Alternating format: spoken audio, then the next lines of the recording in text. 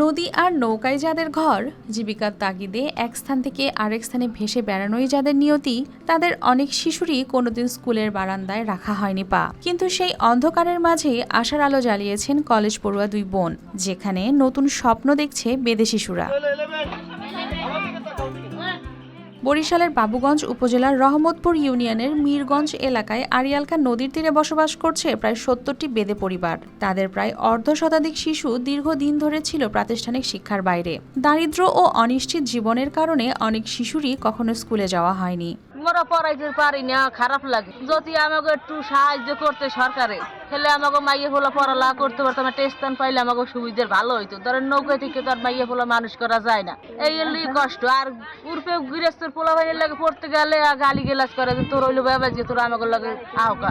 আর যদি ধরেন তবে চলতি বছরে এদের জন্য আশার আলো হয়ে এসেছেন কলেজ পড়ুয়া দুই বোন মুন্নি ও মিতু।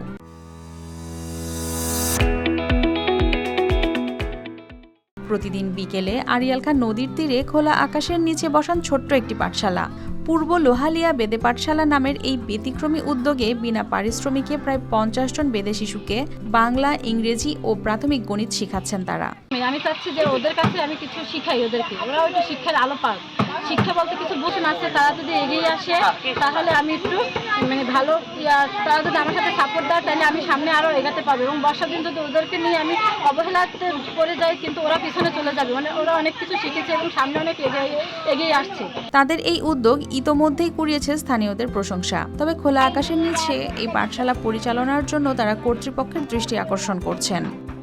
আমি চাচ্ছি উপজেলা প্রশাসন বা আরো সমাজের বিত্তবান লোক যদি আমার মতো আগাই আসে, তাহলে এরা নিরক্ষর থেকে শিক্ষার আলো গ্রহণ করতে পারবে। আমাদের উপজেলা নির্বাহী অফিসার উনি আসতে পরিদর্শন করছেন, সেজন্য আমি ওনার কাছে টিন চেয়েছি, উনি আমাকে টিন দেবে আশ্বস্ত করেছেন। উনি যদি টিন দেয়, টিন দেওয়ার সাথে সাথে আমি বর্ষার আগে আমি তাকে ঘর তুলে দেওয়ার ব্যবস্থা করবো, যাতে বেদের মধ্যে এই শিক্ষার আলোটা ছড়ায়। এদিকে বেদে শিশুদের শিক্ষার আলোয় আলোকিত করতে প্রয়োজনীয় সরকারি সহযোগিতার আশ্বাস দিয়েছেন এই কর্মকর্তা।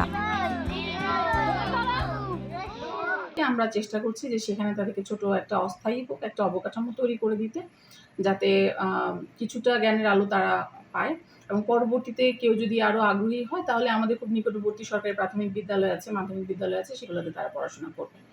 আর তারপর এর বাইরেও শুধু স্কুল নির্মাণের মাধ্যমেই না, আমরা আমাদের প্রাথমিক শিক্ষা উপজেলা প্রাথমিক শিক্ষা অফিসারের মাধ্যমে আমরা কিন্তু ইতিমধ্যেই মন্ত্রণালয়ে চিঠি লিখেছি, এই বেদে সম্প্রদায় সম্পর্কে তাদেরকে অবগত করেছি।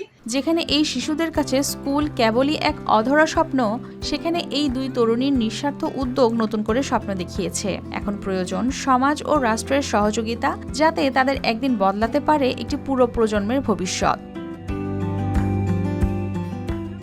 News desk, RTV।